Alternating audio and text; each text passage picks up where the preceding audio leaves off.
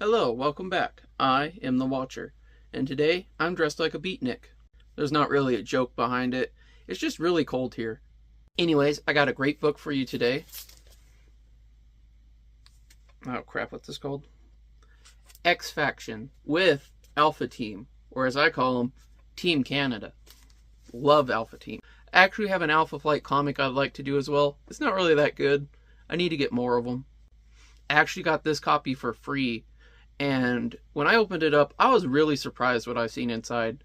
And I think you'll understand what I mean when we get a little bit into it. Of course, if this video doesn't interest you, I would like to bring up next week we will be doing the Crimson Dynamo. That's right, my favorite Iron Man villain. Really excited to do that one. He's always been one of my favorites. Just the design of the character, the history of him, it appeals to me a lot. I think it's pretty cool. And I seen this comic in my local comic book shop, and I had to get it. I didn't even know he had his own run of comics. So that's sure to be a great episode. Well, anyways, you know I don't like wasting your time with these little segments, so let's get to it. Okay, so just a few things before we get into the book itself. You might notice this green sticker here. I got a few comics in a bundle that all had this. If anyone knows a good way to get these off without damaging the book, please let me know, because I couldn't find anything online, and I had one low value book I tried to do that with, and it kind of left a little mark. And to me, these stickers are like Schrodinger's cat. The book is theoretically damaged, but you don't know until you remove it. And removing it, you might damage it more. Now, again, I got this one free. I ordered, I think it was a Sonic book, and they charged too much for the shipping, so they threw in this and a copy of Alpha Flight. Little did they know they started a bit of a character obsession with me. Now, we'll look at the back too. You know, it's an advertisement for these Marvel cards, which I don't really remember, so maybe they didn't do that well. As for the front, I didn't know, this one has Nova and Wild Thing. I didn't know who Wild Thing was. I thought that was Sabretooth. I thought, what'd they do to Sabretooth? You know, blonde, scraggly hair, the teeth. I mean, you can see it, right? It's not just me. Well, anyways, I'm going to stop being racist towards animal people, and let's get into it. First, you have this ad for Space Above and Beyond. So you start off, it's very shadowy. You have these two guys, this little... I didn't realize this till later on. I'll point the image out, but he's very short. And he's like, "She's gone, North Star. As you suspected, Puck. I don't know how I could have been so blind to my sister's condition." So they burst in this room. Bed's obviously missing. They're like, "Where'd she go? We're going to have to find her." If you look outside, this is the Alpha Flight headquarters. From what I understand, they're pretty much the Canadian Avengers. And then you go to this, just pure 90s. I mean, he's extreme. He's got the knee pads on. A young man simply cuts loose. Kyle Gibney. And it's like, of course his name's Kyle, because he's so extreme. If Monster Energy had been around when this came out, he'd probably have it tattooed somewhere on his body. That's how extreme he is.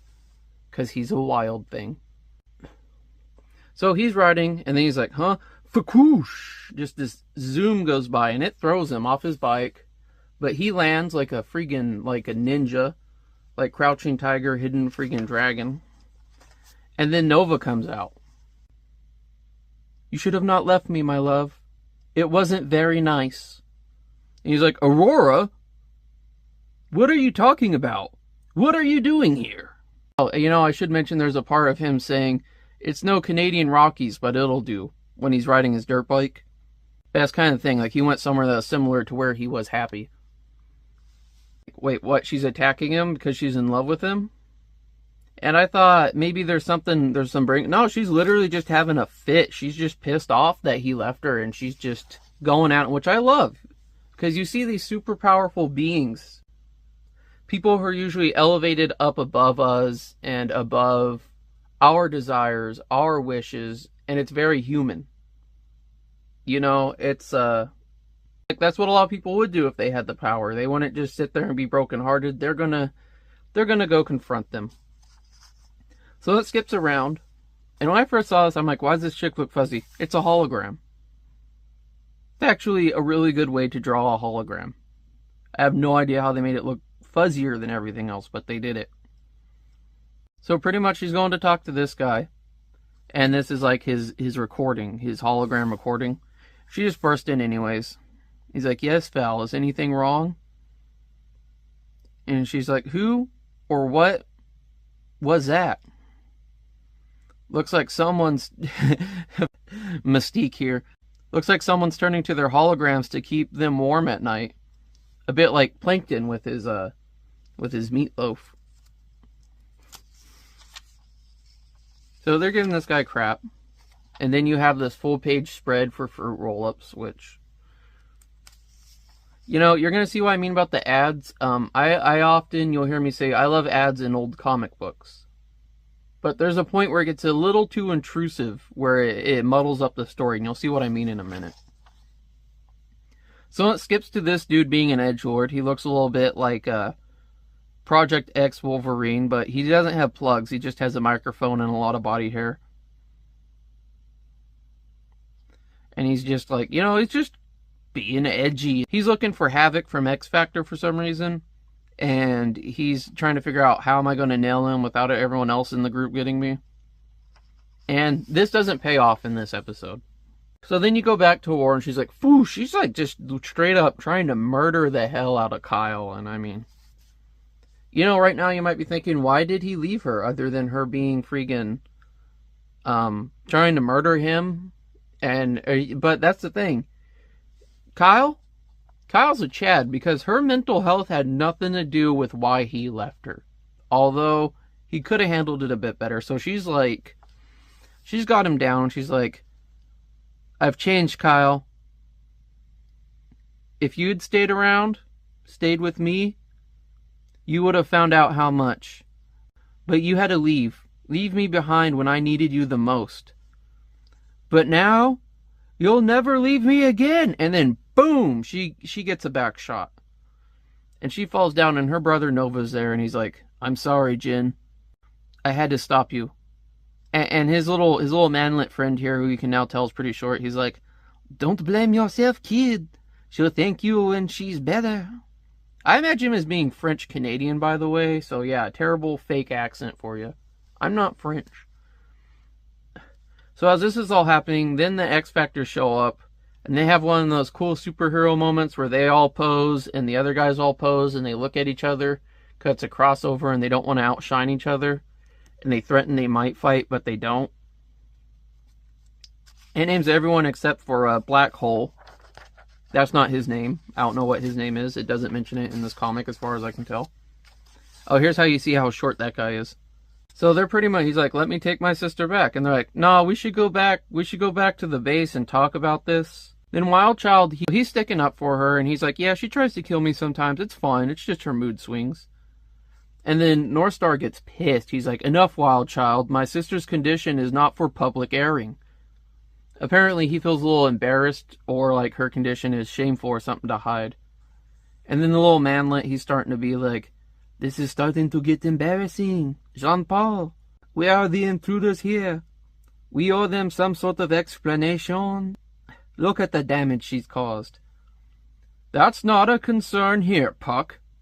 I don't give a puck. You can puck off. I'm out of puck puns. I know and respect Aurora. All I want to do is help. And see, everyone, they want to help her. And they're talking, they're actually having kind of a reasonable conversation. And then Mystique, she gets a little moody, and then Wildchild, you know, he's a wild child. He's like, enough! None of you, not you, Northstar, nor you, Havoc, have the right to talk about Aurora like she isn't here. If you want to know what's going on, talk to her like a person. Just very, like, he's like a 14-year-old, you know? It's like, that's my girlfriend. I had to leave her because I'm ugly. So then you have a flashback of them being in love.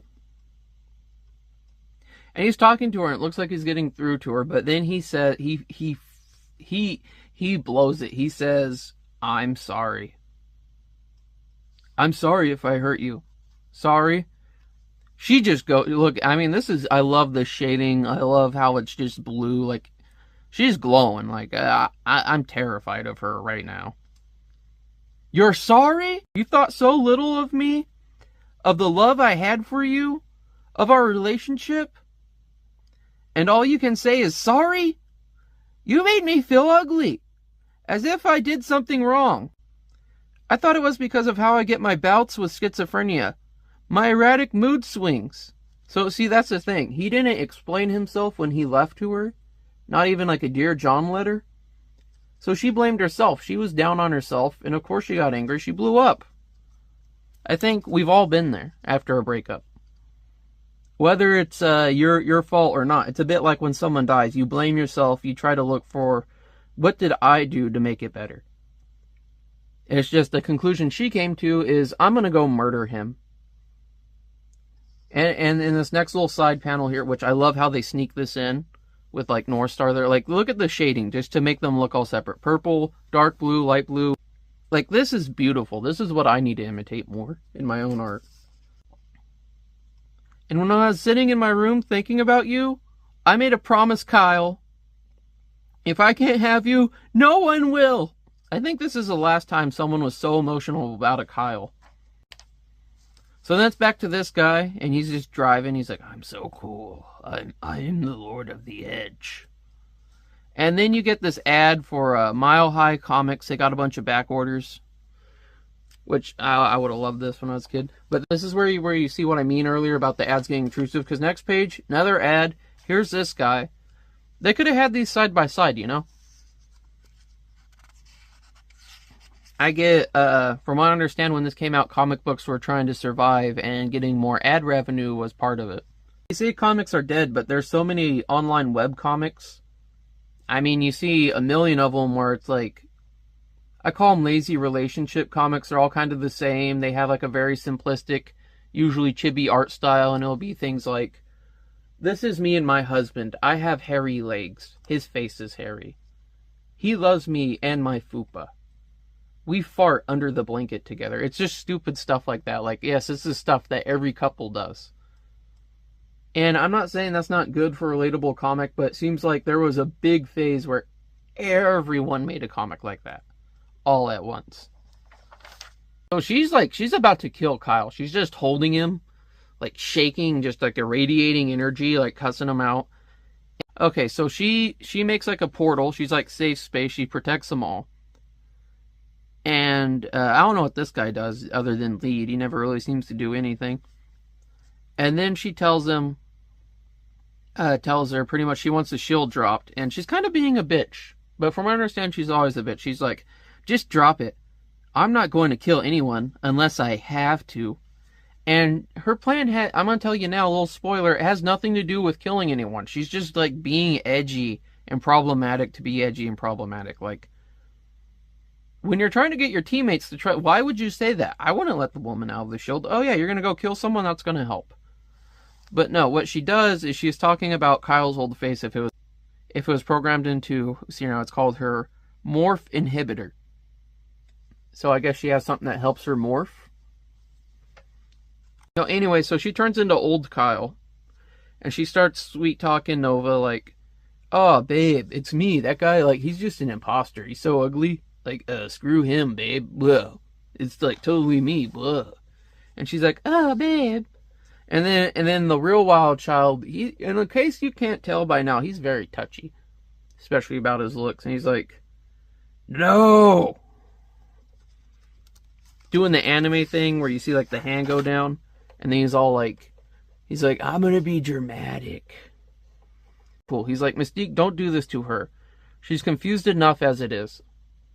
So the reason he's mad is because it's fucking with her, which, exactly, like, what's she gonna do? Like, are you gonna go bone her for the rest of your life, Mystique? Are you just gonna let him knock her out again and go lock her in a room till she can accept it? Like, it's a bad plan. And he knocks out Mystique. And she sees it's a trick, and he's like, you gotta look at me! Look at my face! Which, I don't think he's that bad. He was, like, just gorgeous before, so I guess he's a really vain guy. It's important to him. I mean, right here, he has like a, it looks like a Twilight Zone makeup or something. So she gets really pissed off. It looks like I missed a page here. She gets really pissed off, and she kind of like drains herself and falls to the earth. And then they're all on her, because obviously he still loves her, right? And North Star's like, I'm going to take her back. And then you have this scene here, and I'm just going to read it how it is. For years, Wild Child prayed for a chance at a normal life. The chance was given to him, and cruelly taken away. Now, as he scans the horizon for a final glimpse of the woman who may have been the one true love of his life, he wonders if there are any prayers left within him. The end. And I gotta say, beautiful. Just absolutely moving. This story is just... it's very deep and personal and adult. And then you have more ads. Just a bunch more ads. And, of course, the cards at the end. Well, this has been Xfactor. Let's get back to the final thoughts. Okay, as for my final thoughts. I didn't expect it to be a love story. Honestly, that's pretty deep. Like, when I grew up in the 90s, the X-Men was kind of goofy. They had the cartoon, you know, the da-na-na-na-na. Da-da-da-da-da-da. Now I'm going to have that stuck in my head all day. Then there was the Hugh Jackman movies, which, you know, I love. To me, that was the X-Men growing up. But my point is, it was always considered kids' entertainment, if not young teenage entertainment.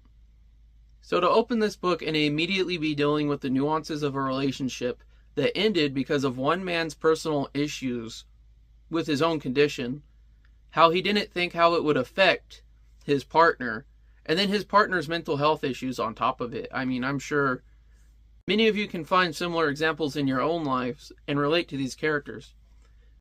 It is definitely a very adult-oriented book. And when I say adult, I don't mean it has cursing and it has nudity or someone just making stupid jokes that you wouldn't let your children be exposed to. I mean, it's adult as in the themes, as in the tone, as in it actually respects you as a reader and your ability to handle this emotional stimulus and actually enjoy it for the story it is. Now, as for power scaling, I think with all the X-Men type groups, their real power is in being a group. You know, all superheroes have a weakness. When they group together, they kind of shield each other, they kind of guard each other's back.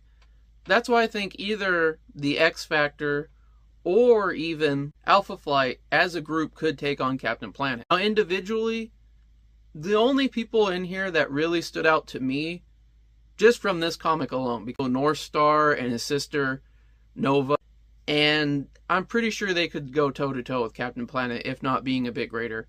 I mean, Nova herself seemed to be an erratic bomb that everyone was worried would go off and could decimate a large amount of the landscape. I don't know, they were definitely more worried about her getting more angry and losing control of her powers than anything.